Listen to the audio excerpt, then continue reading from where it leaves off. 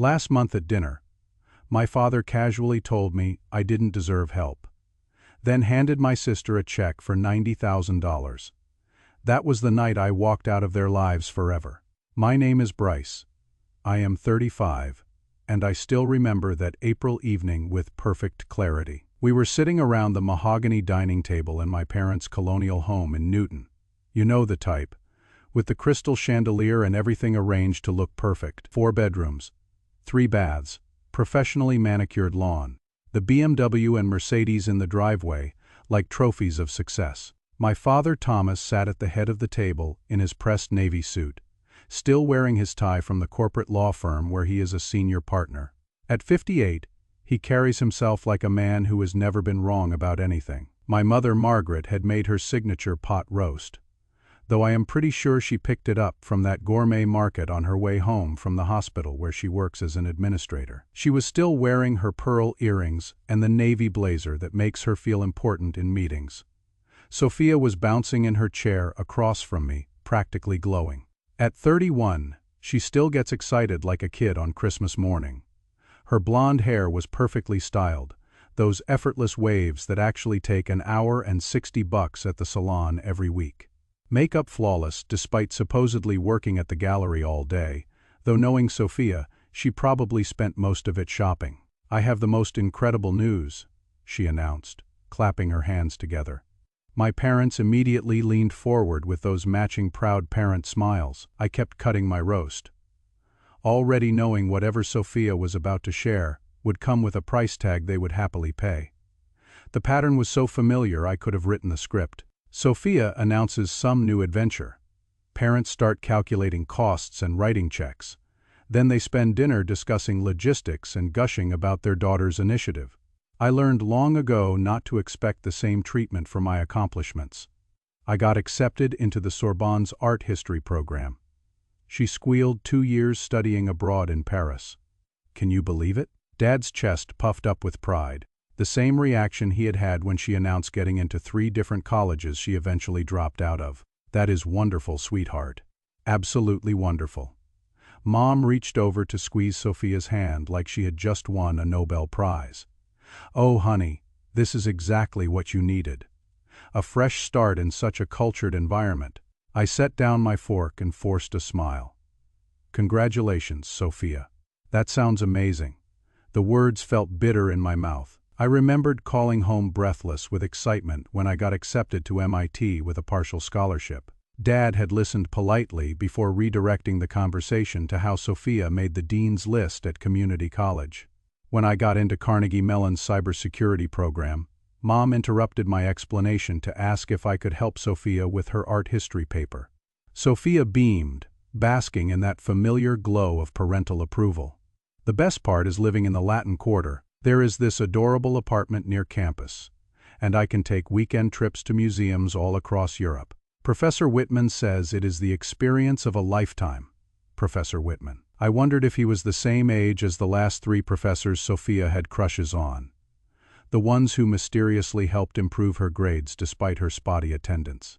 Dad was already pulling out his phone, probably calculating exchange rates. We will need to set up a European bank account, and you will need a new wardrobe for the climate, plus spending money for cultural experiences, Mom added. This is an investment in your intellectual development. I thought about my own intellectual development, funded by student loans and late-night shifts at the campus computer lab. All those scholarships I earned through actual academic excellence, the programming competitions I won, the startup ideas I developed in my spare time. None of it ever got this level of enthusiasm or financial backing. How much does it cost? I asked quietly, though my gut already knew the answer would hurt. Dad didn't even pause. Around $90,000 all-in tuition, housing, living expenses for 2 years, but it is an investment in Sophia's future. She deserves this opportunity, $90,000. Just like that, said as casually as ordering coffee. The number hit me hard, but what really shattered something inside was how casually he said it, like it was nothing. Like they had always had this kind of money sitting around but just forgot to mention it during all those times I had asked for help over the years. I felt that familiar tightness in my chest, the same feeling I had had during every family gathering since childhood. It was the same feeling from when I was 10, and Sophia got a pony party for her birthday, complete with professional party planner and petting zoo in our backyard. My birthday that year was a grocery store cake and dinner at Applebee's. The feeling got worse when I was 12 and won first place in regionals for robotics. I came home bursting with pride, only to find my parents framing Sophia's participation certificate from some local art contest. My trophy got shoved on a shelf in my room, forgotten by everyone but me. In high school, I started a computer repair business in our garage, made enough to buy my own car and pay college application fees. Dad complained about the space I was taking up and suggested I move to the basement. That same year, they converted the guest room into Sophia's art studio, professional lighting, $1,000 easel, the works. But here is what really gets me. When I got that acceptance letter to MIT, I showed it to them with so much hope. They told me the family budget couldn't handle the remaining tuition after my partial scholarship. State school will be just as good for you, Mom had said. You are so smart, you will excel anywhere. But apparently Sophia needed the Sorbonne. Sophia needed Paris. Sophia needed 90 grand to find herself in European museums, while I found myself drowning in student debt and work-study programs. We have always prioritized educational opportunities, Dad continued in that smooth lawyer voice, like he was addressing a jury instead of his son. The irony was choking me. I looked around the dining room at the expensive artwork on the walls. Mostly Sophia's mediocre paintings, professionally framed and lit like museum pieces. I felt something cold settle in my chest, that familiar numbness that had gotten me through years of disappointment. So there was money available, just not for me. The room went quiet. Mom's smile flickered, and Dad's jaw tightened the way it does when opposing counsel makes a point he doesn't want to admit. Bryce, that is different, Mom said carefully, switching to her hospital administrator voice, the one she uses to deliver bad news to families. You had scholarships. You have always been so self-sufficient. Self-sufficient, that word had followed me my whole life like a shadow. I didn't learn self-sufficiency from character-building exercises. I learned it from necessity. From neglect, I remembered freshman year of college, working 20 hours a week at campus, it while carrying a full course load. I called home excited about making Dean's List, only to have them redirect the conversation to Sophia's upcoming recital. When I mentioned surviving on ramen because my meal plan ran out, Mom suggested I get creative with campus resources. Meanwhile, Sophia's credit card bills from community college got paid without question. Designer clothes, expensive textbooks she never opened, spring break trips to Cancun, all funded without a second thought. Junior year, I developed a cybersecurity app that caught attention from several tech companies. I presented a detailed business plan to my parents, asking for $20,000 in investment capital. Dad actually laughed and called it a pipe dream. Technology is too volatile, he said. Focus on getting a stable job after graduation. That same week, they spent 15 grand redecorating Sophia's bedroom because she decided her current aesthetic was too juvenile. The furniture arrived in a parade of delivery trucks, while I watched from my childhood room, still furnished with the same twin bed and desk from middle school. Sophia was chattering about Parisian apartments when she looked at me with that familiar smirk from childhood. Besides, she said, they paid for your braces when you were 12. That is something. The casual cruelty of it made my stomach turn.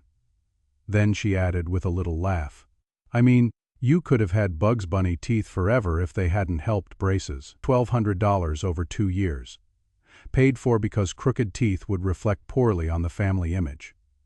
Meanwhile, they were casually discussing $90,000 for Sophia's European adventure. I looked around the table at these 3 people who shared my DNA, who had lived under the same roof with me for 18 years, who had watched me work myself to exhaustion trying to earn their approval. And here they sat, calmly explaining why my sister deserved nearly 100 grand, while I had been told repeatedly that money was too tight for my education.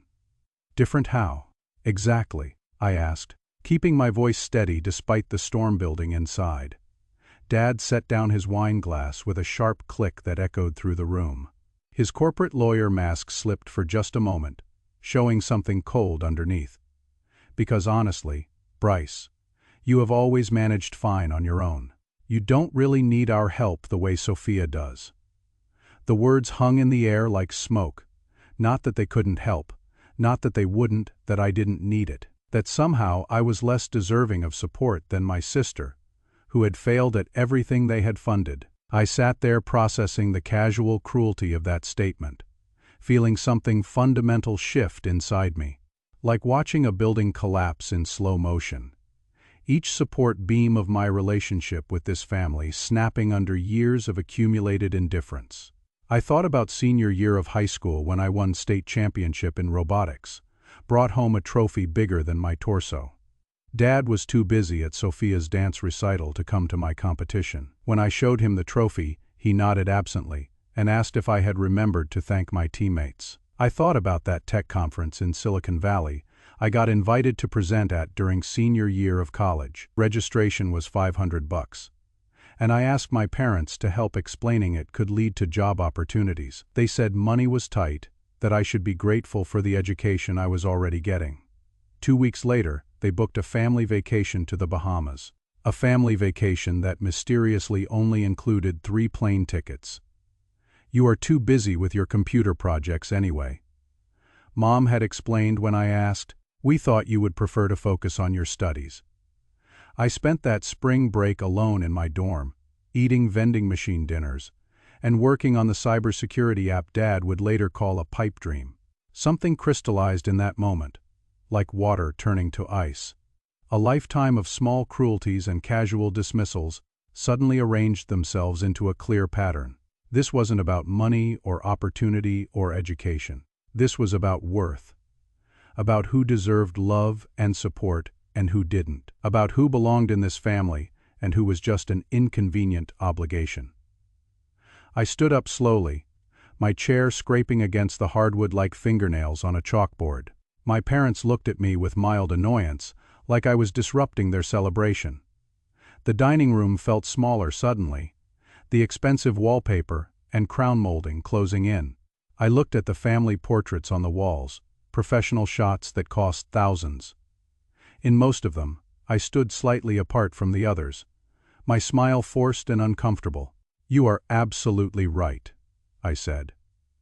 Voice steady despite the earthquake in my chest.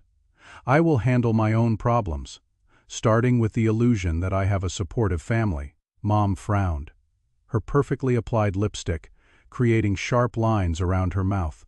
What is that supposed to mean? I looked at each of them, really seeing them maybe for the first time. Dad in his expensive suit with those cold eyes, a man who measured love in billable hours and tax deductions. Mom with her practiced concern that never reached genuine care. A woman who had perfected emotional distance while maintaining social appearances. Sophia with that entitled smile already returning. Confident this minor interruption wouldn't affect her plans. Secure in knowing she had always be the favorite. It means I am done trying to earn love that isn't for sale here, I said.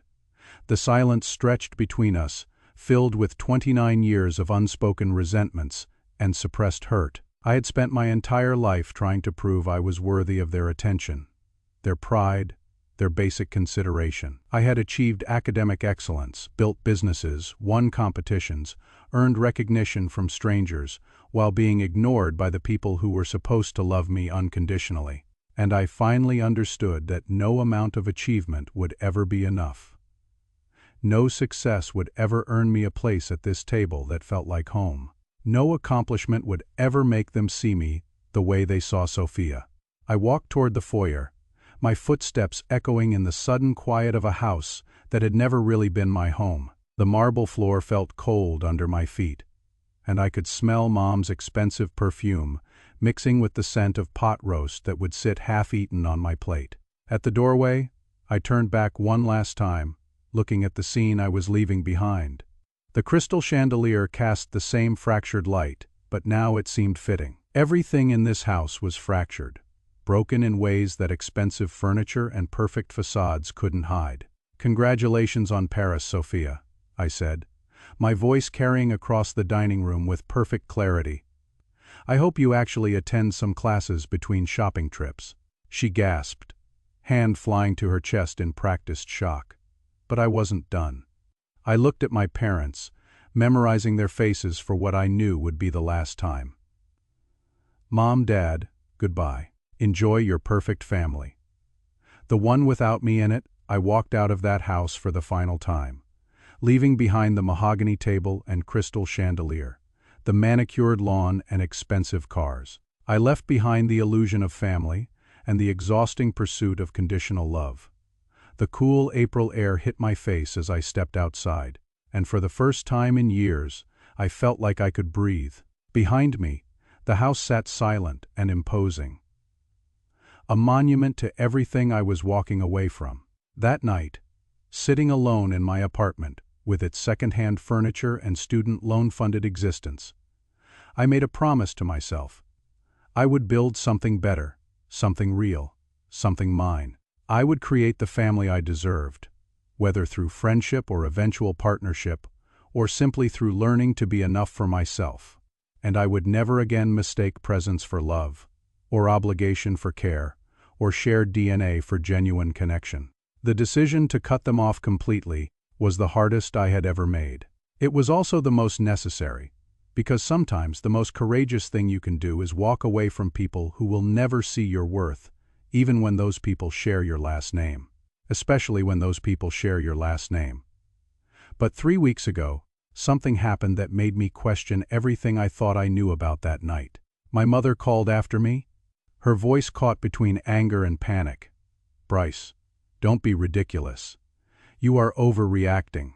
But I was already walking down the driveway, the cool evening air clearing my head for what felt like the first time in years. I didn't look back. The bus ride back to campus that night was a blur. My phone buzzed repeatedly with messages from my mother, alternating between guilt trips. "How could you ruin your sister's special dinner?" and minimizing my concerns. "You are being too sensitive." My father sent a single text. "When you are ready to apologize for your behavior, we will talk." I turned off my phone and stared out the window at the passing darkness. There was a strange sense of both loss and liberation washing over me. By the time I reached my apartment near campus, I had made my decision. This break needed to be complete. The next morning, I changed my phone number. I adjusted privacy settings on social media and removed family members from my contacts. I informed the university registrar that my parents should not receive any information about my graduation or academic standing. I was cutting the cord entirely. Those final months of college were intensely focused. I threw myself into completing my degree while working full-time at my IT job. Without the emotional drain of family dynamics, I found new reserves of energy and determination. My senior project won departmental honors, and I graduated cum laude despite my punishing work schedule. No one from my family attended graduation. I told myself it didn't matter. I had one friend take a photo of me in cap and gown, which I later framed for my own satisfaction. It was the first of many milestones I would celebrate alone. My entry-level programming job started immediately after graduation. The salary was modest, barely enough to cover rent for a tiny studio apartment in a rough neighborhood, student loan payments, and basic living expenses. But it was mine, earned through my skills and hard work, not contingent on anyone's approval or arbitrary assessment of what I deserved. Those first months of true independence were brutally difficult. My apartment was the size of a large closet with a hot plate instead of a proper kitchen, and a shower that alternated between freezing and scalding with no warning. I slept on an air mattress that slowly deflated through the night. Ramen noodles became both breakfast and dinner most days. But still, there was a strange peace in controlling my own circumstances. However, humble weekends and evenings were devoted to developing my cybersecurity software. Without startup capital, progress was painfully slow. I worked on a second-hand laptop that overheated after 2 hours of use, forcing me to place it on an improvised cooling system made from frozen water bottles. 6 months into this new life, a colleague at work introduced me to his former roommate Jordan, who had recently sold his tech company and was looking to invest in promising startups. After hearing my elevator pitch, Jordan agreed to meet for coffee to discuss my software concept. I spent a week preparing for that meeting, refining my business plan and creating demonstrations of the software's capabilities. On the day of our meeting, the cafe's internet failed, forcing me to present using screenshots and cached demonstrations. I was certain I had blown my chance. To my surprise, Jordan called the next day. "Your preparation impressed me more than a slick presentation would have," he said. "And your solutions for small business security fill a real gap in the market. I would like to make an initial investment." The amount, $50,000 for 20% equity, was more than twice what I had originally hoped to secure. It wasn't venture capital millions, but it was enough to properly launch. I signed the paperwork with hands that trembled slightly from a mixture of excitement and disbelief. With Jordan's investment, I rented a small desk at a co-working space, purchased proper development equipment, and hired a part-time legal consultant to help with patents and business formation. I continued my day job, working on my company from 6 in the evening until midnight most weekdays and all weekend. The work was exhausting but purposeful. Still, there were moments of profound loneliness. Holiday seasons were particularly difficult. I declined invitations from co-workers who pitied the guy with apparently no family to visit. Instead, I worked through Thanksgiving and Christmas, telling myself the sacrifice would be worth it. On my birthday that first year, I received a card from my mother. The message was brief: "Thinking of you," with no mention of my abrupt departure or the confrontation that preceded it. I stared at it for a long time before placing it unopened in my desk drawer. Some wounds weren't ready to be reopened.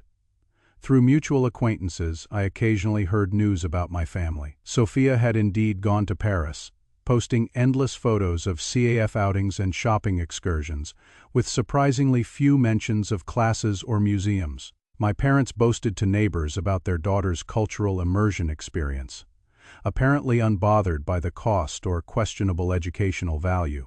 One night, during a particularly low moment, I nearly called home. It was 3 in the morning. I had been debugging code for 14 hours straight. The loneliness felt physical, a weight pressing on my chest. I found myself wondering if I had overreacted. If cutting ties had been too extreme, my finger hovered over the phone. Then I remembered my father's words: "You don't deserve any help." I put the phone down and returned to my work. The code finally compiled successfully at 4:30. And I collapsed onto my air mattress, emotionally and physically spent. That pattern continued for months. Moments of doubt, followed by renewed determination. Each small success with my software company helped quiet the voices of insecurity. Each minor setback triggered memories of my father's dismissal.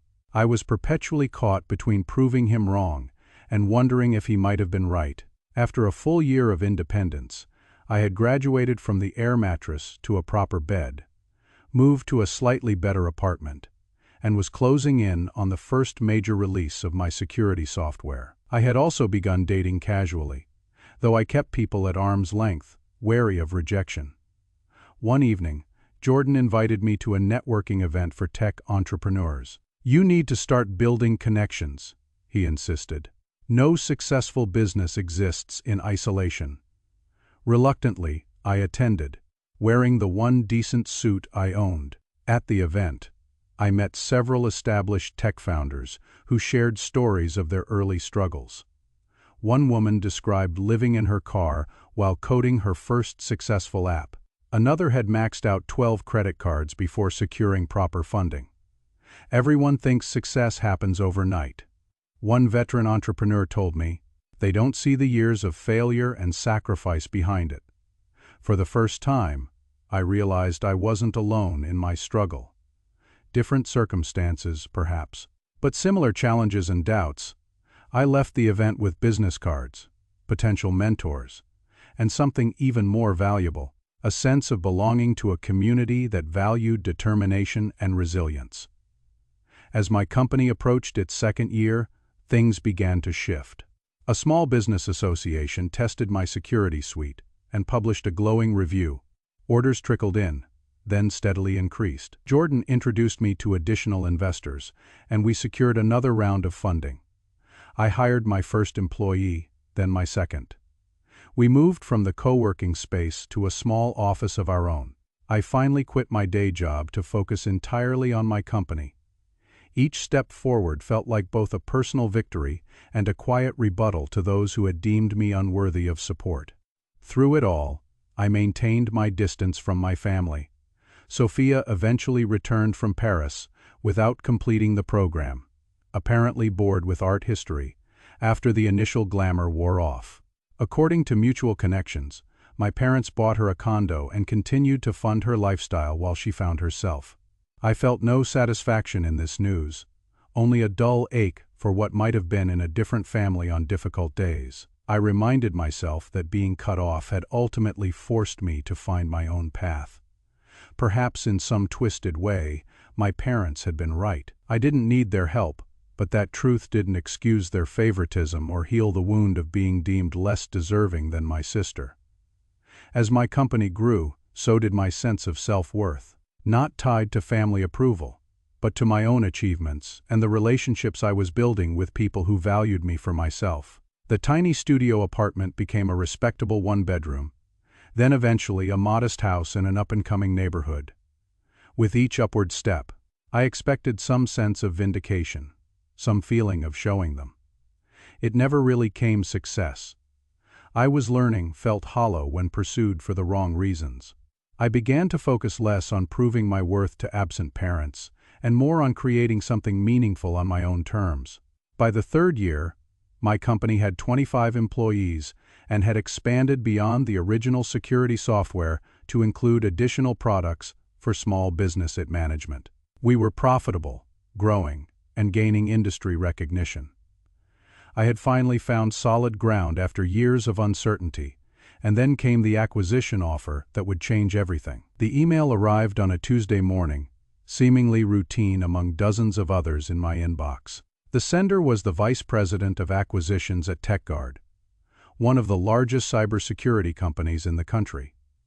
The subject line was simple: interest in your company. I almost dismissed it as a sales pitch or recruiting attempt.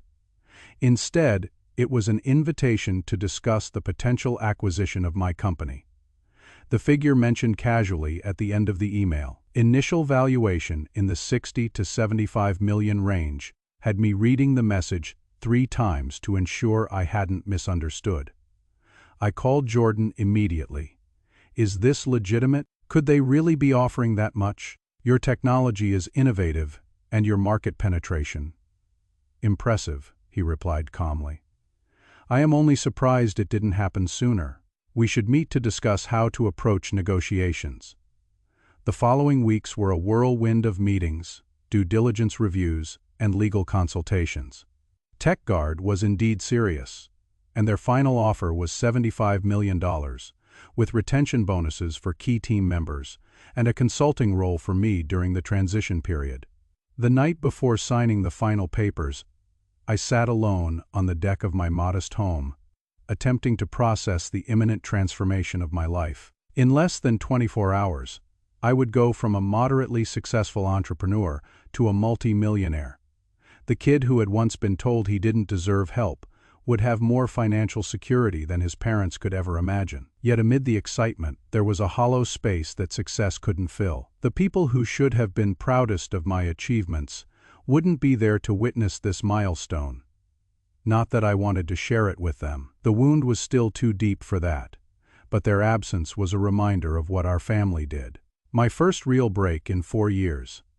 I traveled to the coast, rented a beachfront cottage, and spent days walking along the shore, contemplating my next steps. At 32, I had achieved the kind of financial success most people spend lifetimes pursuing. The question now was what to do with it. Upon returning, I made 3 decisions. First, I would become an angel investor for promising startups, particularly those founded by young entrepreneurs from disadvantaged backgrounds. Second, I would establish a scholarship fund for computer science students who were working their way through college without family support. And third, I would buy the house I had always dreamed of. Not as a status symbol, but as a sanctuary, truly my own. The house hunting process led me to an architectural masterpiece in one of the city's most exclusive neighborhoods, the $5 million property featured Florida ceiling windows overlooking the city skyline, a state-of-the-art home office, and grounds designed for both beauty and privacy. It was extravagant by any standard. But after years of sacrifice, I allowed myself this one significant indulgence. The first few months in the new house felt surreal. After so long in cramped apartments, the space seemed excessive for one person. But gradually, it became home. I filled it with books I had always wanted to read, technology that reflected my passions, and art that spoke to me for the first time. I was creating a space that was entirely mine without compromise or apology. My new role as an angel investor introduced me to dozens of young entrepreneurs with brilliant ideas and limited resources. I found particular satisfaction in funding founders who reminded me of my younger self, technically gifted, but lacking the connections and capital that smoothed the path for more privileged peers. One such entrepreneur was Alicia, a 24-year-old developer who had created an innovative educational platform while working 3 jobs to support her younger siblings. During our first meeting, she mentioned applying for a bank loan and being rejected 9 times. "I could just write you a check right now," I told her after reviewing her business plan. "But that wouldn't give you the full benefit of what I can offer. Let me introduce you to legal advisors, marketing consultants, and potential clients. The money matters, but the network matters more." Alicia's company became my first major success as an investor, growing rapidly, and eventually partnering with school districts nationwide. Watching her flourish validated my new purpose in ways that simply accumulating wealth never could. Similarly, the scholarship fund I established helped dozens of students complete their education without the crushing debt I had carried. Each semester, I reviewed applications personally, looking for students who demonstrated not just academic potential, but resilience in the face of family or financial challenges through these endeavors. I was building a different kind of family, a network of mentees, colleagues, and friends connected by shared values, rather than DNA for the first time since cutting ties with my parents. I felt part of something larger than myself, something meaningful and sustaining. My personal life evolved as well. The financial security and emotional growth allowed me to approach relationships with greater openness. I began dating Amanda, a children's book author I met at a charity event, unlike previous relationships stalled by my reluctance to discuss family. With Amanda, I shared the full story early on. "Family isn't always who you are born to," she said after hearing about my parents. "Sometimes it is who you choose and who chooses you back." Every day, her perspective, shaped by her own complicated family history, resonated deeply. Our relationship progressed naturally, built on mutual respect and understanding rather than need or obligation. Through mutual acquaintances, I occasionally heard updates about my biological family. Sophia had cycled through several career attempts: interior design, social media influencing, yoga instruction, none lasting more than a few months. My parents continued to subsidize her lifestyle while complaining about their dwindling retirement savings. One former neighbor reported that my father frequently bragged about his successful son in technology to colleagues, conveniently omitting the complete estrangement and lack of support. This revisionist history might have angered me once, but now it seemed merely sad. A fiction created to preserve his self-image as a good parent. Nearly 4 years after cutting ties with my family, my life had transformed beyond recognition. The struggling programmer on an air mattress was now a respected investor and mentor, living in one of the city's premier properties, engaged to a wonderful woman and making a meaningful difference in others' lives. I had proven my father wrong in the most decisive way possible. I hadn't just survived without their help. I had thrived beyond any expectation, yet the victory brought less satisfaction than I had imagined in those early angry days. Success, I had learned, was most meaningful when pursued for its own sake, not as vindication against those who had underestimated you.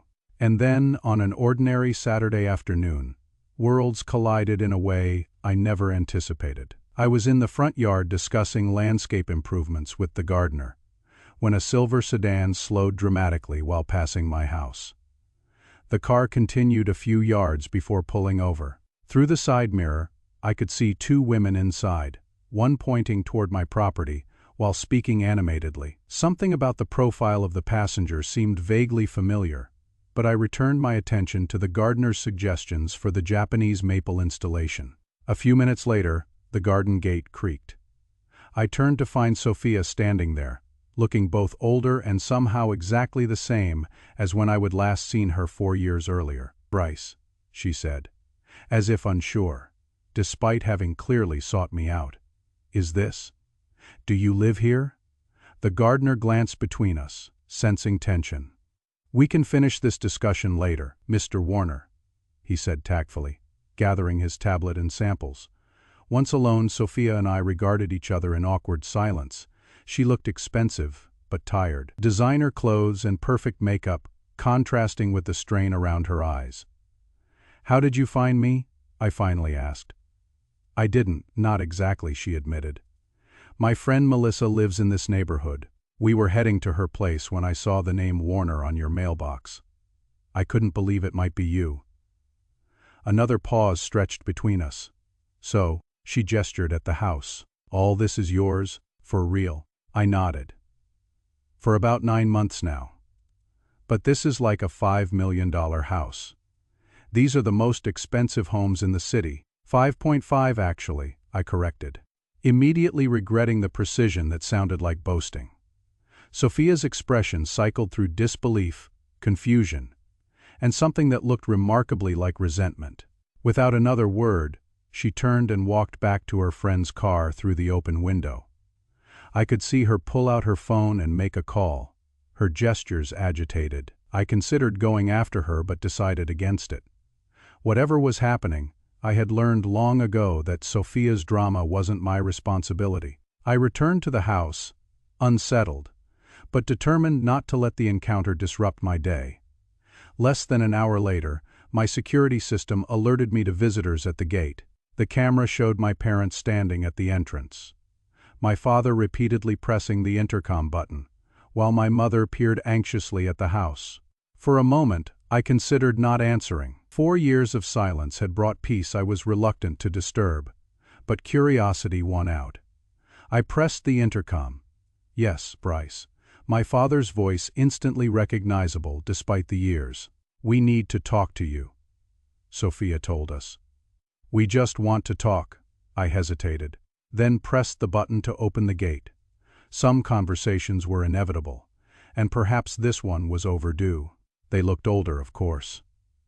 My father's hair had gone completely gray, and my mother's face showed lines I didn't remember. They stood in my foyer, taking in the soaring ceilings and elegant furnishings with poorly concealed amazement. "You have done well for yourself," my father said, an odd mix of pride and defensiveness in his tone. "Yes," I replied simply. "Why didn't you tell us?" my mother asked, hurt, evident in her voice. "All these years, not a word about your success. Why would I? The last significant conversation we had, you made it clear I didn't deserve your support. Why would I share my achievements with people who didn't believe in me?" My father shifted uncomfortably. "That was a misunderstanding. We always knew you would do well. You were always so capable that I didn't deserve help." I repeated his words back to him. "Those were your exact words, Dad. Not we cannot afford it, or we don't believe in your business idea. You specifically said I didn't deserve help." "People say things they don't mean when they are frustrated," my mother interjected. "You just walked out and cut us off completely." Over one heated conversation, I laughed without humor. It wasn't one conversation, it was a lifetime of being treated as less deserving than Sophia. The Paris money was just the final evidence of what I had always suspected, that there were two standards in our family, and I would never meet the one that earned your support. "That is not fair," my father began. No, it wasn't fair, I agreed. None of it was fair. But it was real, and it shaped our family in ways you have never acknowledged. A tense silence filled the room. Well, my mother said eventually, her voice artificially bright, what matters is that we are all together now, and look how well everything turned out. You have clearly done amazingly well for yourself. We always knew you would. The revision of history was breathtaking in its audacity. Did Sophia call you right after seeing my house? I asked, changing direction. My father looked uncomfortable. She was upset, she said. She couldn't understand why you have all this when she is struggling, and there it was. The real reason for their sudden appearance in my life. Let me guess, I said, keeping my voice level. Sophia's having financial difficulties, and she is upset that I apparently have money while she doesn't. And you came too. What? Ask for my help. See if there is some way to restore balance to your perfect family system, where she gets everything and I get nothing. My mother's expression confirmed my suspicion. She has had some setbacks. The economy is difficult, and her creative businesses haven't quite taken off yet. We have helped as much as we can, but our retirement savings have been depleted supporting Sophia. I finished for her, and now you have discovered another potential resource. The son you discarded might be useful after all.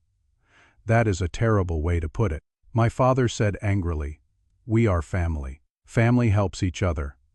Family, I repeated. Tell me, where was this? Family helps each other, philosophy, when I was working 3 jobs to pay for college, or when I needed startup capital, or when I was sleeping on an air mattress and eating ramen for every meal. While building the business that led to all this, they had no answer. I built this life without you, I continued quietly, without your emotional support, without your financial help, without your belief in me. I don't say that to hurt you, but because it is the truth. And now that the results are visible, you want to be part of it? You are our son, my mother said, tears forming.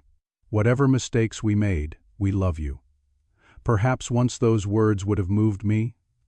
Now they seemed hollow, convenient. I am not going to be vindictive, I said after a moment. That is not who I want to be. But I am also not going to pretend the past didn't happen, or that you can walk back into my life because it is suddenly advantageous. So you will not help your sister? My father asked, his tone hardening. After all your success, you would let her struggle. The irony was almost too perfect. I believe your exact philosophy was that struggling builds character and self-sufficiency, that helping someone who should handle their own problems is counterproductive. Isn't that right? My father's face reddened. That is different. Your sister needs support to thrive. Yes, I remember that part too. I walked toward the door, signaling the end of our conversation. I wish Sophia well, truly. But her financial situation isn't my responsibility, any more than mine was yours when I needed help. You are being petty and vindictive, my father said, anger replacing his earlier conciliatory tone. I thought you were better than that. No, Dad. I am applying the same standard to Sophia that you applied to me. The only difference is that I am being honest about it, rather than dressing it up as some character-building philosophy. My mother tried one last approach. Think about how this looks, Bryce. People will talk. They will wonder why you will not help your family when you clearly have the means. Let them wonder, I replied. The people who matter in my life know the full story.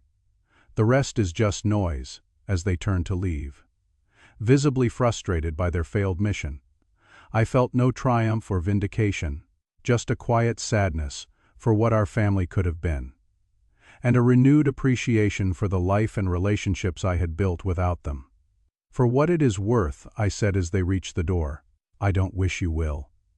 I hope things work out for all of you, but my boundaries stand. This house, and everything I have built, they're mine, earned through work you didn't support and sacrifices you never saw after they left.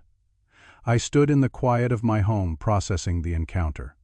There was no satisfaction in turning them away, No pleasure in maintaining the estrangement. Just the necessary protection of the life I had fought so hard to create. Later that evening, Amanda called.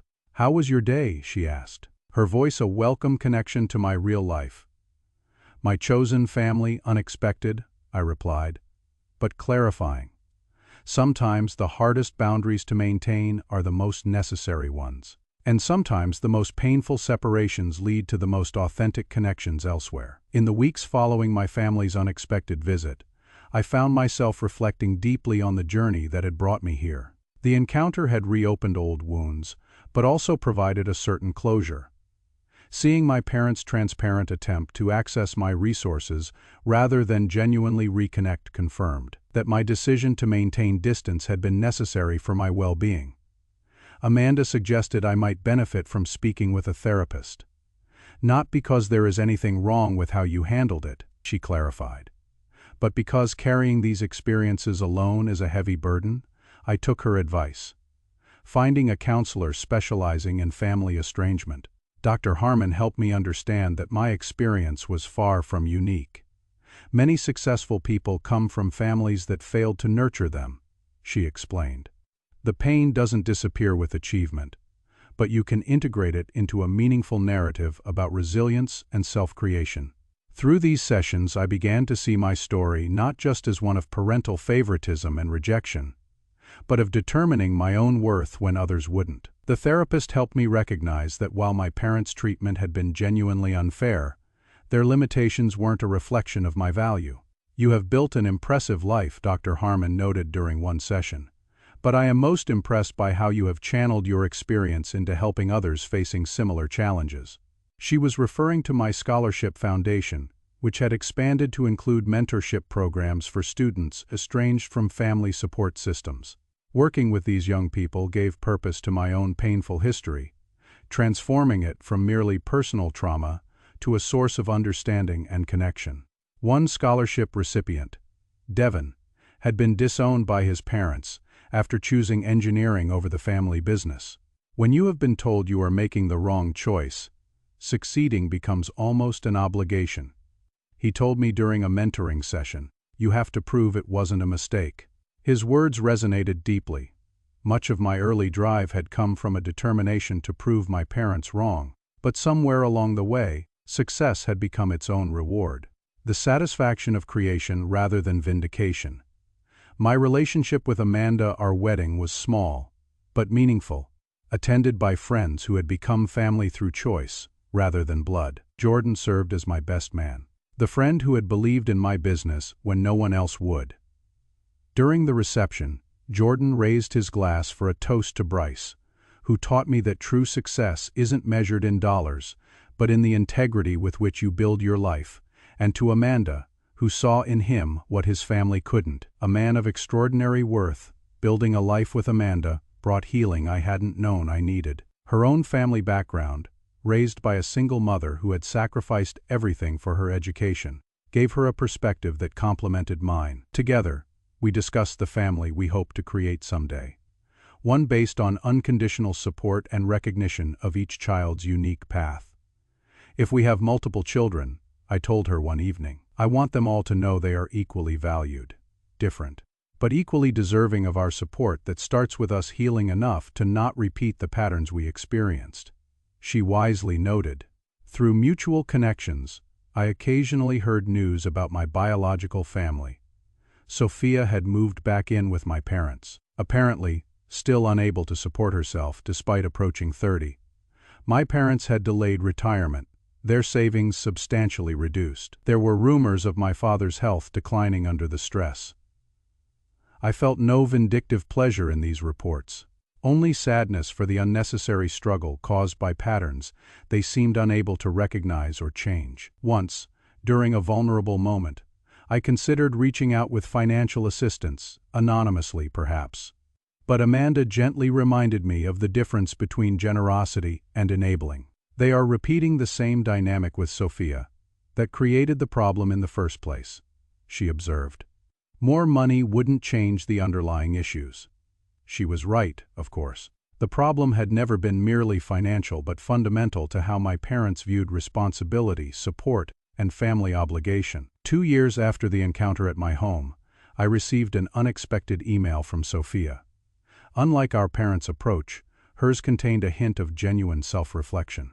I still don't fully understand what happened between you and our parents, but I am beginning to see patterns that might explain your perspective. My therapist suggested I reach out, not to ask for anything, but to acknowledge that your experience in our family was different from mine, in ways I never recognized. It wasn't an apology exactly, but it was the first indication that anyone in my family might be developing insight into our dysfunctional dynamic. I responded briefly but kindly, thanking her for the message and wishing her well in her therapy journey. As my business investments flourished and Amanda's writing career took off, we discussed the meaning of financial security beyond mere comfort. Money is just potential energy, I told her. It matters what you convert it into. For us, that meant expanding the Scholarship Foundation, supporting educational initiatives in underserved communities, and providing seed funding to entrepreneurs from disadvantaged backgrounds. The wealth that had once seemed like an end goal became instead a resource for creating opportunity for others. When Amanda and I welcomed our first child, a daughter we named Eliza, the circle seemed to close in some profound way. Holding my newborn daughter, I made silent promises about the parent I would strive to be: present, supportive, recognizing her inherent worth regardless of her choices or achievements. "She is perfect," Amanda whispered as we watched our daughter sleep. "Yes," I agreed. "And so is the life we have built." Looking back on the journey from that fateful family dinner to the present, I can trace a path of pain, determination, achievement, and ultimately peace. My parents' words, "You don't deserve any help," once cut deeply enough to sever family bonds. Now they seem like unintentional catalysts for the life I was meant to create. The truth is, being cut off from family support forced me to develop strength, resilience, and self-reliance I might never have discovered otherwise. It pushed me to build connections based on genuine appreciation rather than obligation. It taught me the difference between help that nurtures dependency and support that empowers growth. Most importantly, it showed me that our worth isn't determined by others' assessment. Even those who should love us most. Worth is inherent, undiminished by others' failure to recognize it. If my story resonates with you, perhaps you are facing your own version of family disappointment or rejection. Know this: what others withhold from you, approval, support, recognition, doesn't define what you can achieve or who you can become. Sometimes the people who refuse to help you are accidentally giving you the greatest gift of all: the chance to discover your own strength. I would love to hear your thoughts on family dynamics, overcoming rejection, or building success despite obstacles. Have you experienced similar situations? What helped you move forward? Drop a comment below. And if this story touched you, please like, subscribe, and share it with someone who might need to hear that their worth isn't determined by family approval. Thank you for listening to my journey. And remember, the family that matters most is often the one you build yourself, one meaningful connection at a time.